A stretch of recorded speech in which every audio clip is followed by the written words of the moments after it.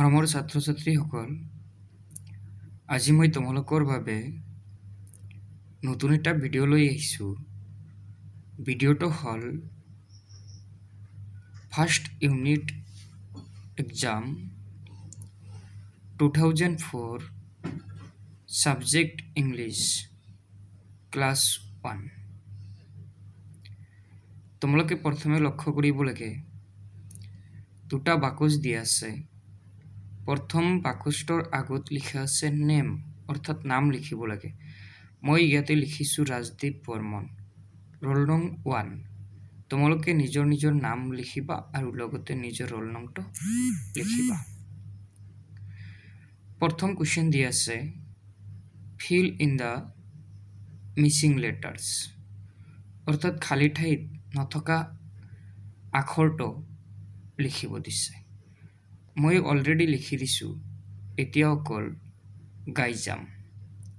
A, B, C, D, E, F, G, H, I, J, K, L, M, N, O, P, Q, R, S, T, U, V,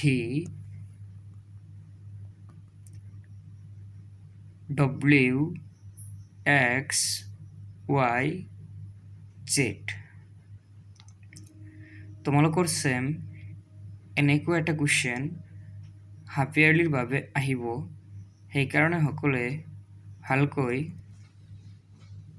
আখৰবিলাক লক্ষ্য কৰিবা আৰু half ইয়াৰলিৰ বাবে প্ৰস্তুতি চলাবা। Question নং 2, match the capital letters to small letters, অৰ্থাৎ ডাঙৰ হাতৰৰ আখৰৰ লগত সৰু হাতৰৰ আখৰ মিলাব দিছে আৰু মই অলৰেডি মিলাই দিছোঁ। অৰ্থাৎ কেপিটেল এৰ লগত স্মল এ, কেপিটেল বিৰ লগত স্মল বি, কেপিটেল এমৰ লগত স্মল এম, কেপিটেল ডিৰ লগত স্মল ডি, কেপিটেল ইৰ লগত স্মল ই, কেপিটেল এফৰ লগত স্মল এফ। আৰু এইটো কুৱেশ্যনৰ চেম ধৰণে তোমালোকৰ হাফ ইয়াৰলি পৰীক্ষাত আহিব। তোমালোকে ভালদৰে আখৰবিলাক লক্ষ্য কৰিবা। কুৱেশ্যন নং 3, কালাৰ দ্য ফলোয়িং শ্বেপছ, তলত দিয়া আকৃতিবোৰ ৰং কৰা, অৰ্থাৎ আকৃতিবোৰৰ তলত ৰঙৰ নাম লিখা আছে। প্ৰথম পিকচাৰটো ৰেড, অৰ্থাৎ তোমালোকক ৰঙা ৰং দিব কৈছে, তোমালোকে ৰঙা ৰং দিবা। ব্লু, দ্বিতীয় পিকচাৰটোৰ তলত লিখা আছে ব্লু, তেনেহ'লে এই পিকচাৰটোত তোমালোকে নীলা ৰং দিবা। তৃতীয় পিকচাৰটোৰ তলত লিখা আছে গ্ৰীণ, অৰ্থাৎ সেউজীয়া, তোমালোকে তৃতীয় পিকচাৰটোত সেউজীয়া ৰং দিবা। কুৱেশ্যন নং 4, match the picture with there names, অৰ্থাৎ দুটা অংশ দি আছে, এ আৰু বি। এ অংশত নাম দি আছে, বি অংশত পিকচাৰ দি আছে। অৰ্থাৎ প্ৰথমে লিখা আছে আপেল, ইফালে বি অংশত তৃতীয় পিকচাৰটোৰ লগত মিলাই দিবা। দ্বিতীয় লিখা আছে কেফ, বি অংশত চতুৰ্থ পিকচাৰটোৰ লগত মিলাই দিবা। তৃতীয় লিখা আছে বল, বি অংশত দ্বিতীয় পিকচাৰটোৰ লগত মিলাই দিবা। চতুৰ্থ লিখা আছে ডাষ্টাৰ, বি অংশত প্ৰথম চিত্ৰটোৰ লগত মিলাই দিবা। কুৱেশ্যন 5ত আকৌ এবাৰ কৈ আছোঁ, fill in the blanks of the names of the days of the week, অৰ্থাৎ যিকেইটা খালী ঠাই দিয়া আছে 7 বাৰৰ নামৰ জৰিয়তে খালী ঠাইকেইটা পূৰ কৰিব দিছে। অৰ্থাৎ মই অলৰেডি ৰঙা চিয়াহীৰে লিখি দিছোঁ, এতিয়া অকল গাই যাম।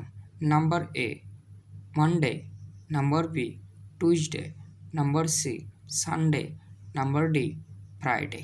অৰ্থাৎ এইকেইটা আছিল তোমালোকৰ 7 বাৰৰ ভিতৰত 4টা বাৰৰ নাম আৰু মই অলৰেডি খালী ঠাই পূৰ কৰি দিছোঁ সেম এনেকুৱা এটা কুৱেশ্যন হাফ ইয়াৰলিৰ পৰীক্ষাতো থাকিব সেই হিচাপত তোমালোকে প্ৰিপেয়াৰ হ'ব লাগিব কুৱেশ্যন নং 6 right the spelling of the following numbers তলত দিয়া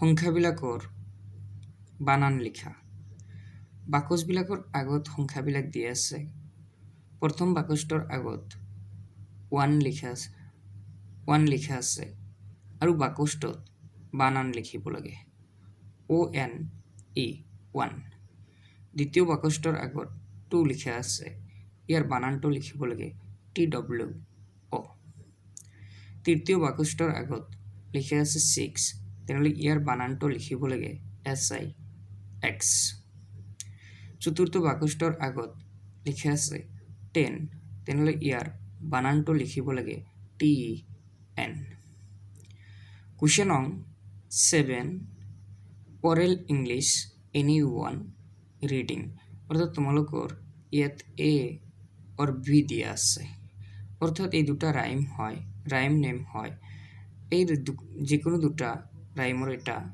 গালে হ'ল বা আবৃত্তি কৰিলে হ'ল rhyme 1 number A rhyme 1 or number B A classroom এই দুটা আছিল তোমালোকৰ ৰাইম আৰু তোমালোকৰ হাফ ইয়াৰলি পৰীক্ষাৰ বাবে 10 মাৰ্কৰ কাৰণে ৰাইম থাকিব বা অৰেল থাকিব তোমালোকে ভালদৰে কবিতাবিলাক মুখস্থ কৰি আহিবা আৰু যদি মোৰ ভিডিঅ'টো ভাল লাগিছে তেনেহ'লে লাইক কৰিবা কমেণ্ট কৰিবা শ্বেয়াৰ কৰিবা থেংক ইউ